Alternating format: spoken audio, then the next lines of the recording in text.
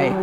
এই দুঃখ, কষ্ট, বিপদ আমাদের কোমরকে সোজা করে, আমাদের পায়ের মাটিকে শক্ত করে। চিল্লায় বলেন ঠিক কিনা? প্রতিকূল পরিবেশে কিভাবে বাঁচতে হয় এই দুঃখ কষ্ট আমাদেরকে শিখায়। এজন্য মুমিন বান্দার বৈশিষ্ট্য হচ্ছে দুঃখ কষ্ট বেদনা জ্বালা এগুলোতে সে আপসেট হয় না, সে হাল ছেড়ে দেয় না, সে ভরসা রাখে একজনের উপর। চিল্লায় বলতে হবে তিনি কে? কারণ মুমিন জানে রাত্রি যত গভীর হয় অন্ধকার তমানিসা ভেদ করে সুবহে সাদিক হয়।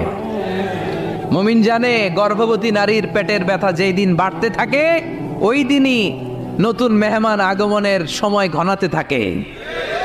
মুমিন জানে তার জীবনে দুঃখ কষ্ট বিপদ যত বাড়তে থাকে সুখের দিন কাছে আসতে থাকে।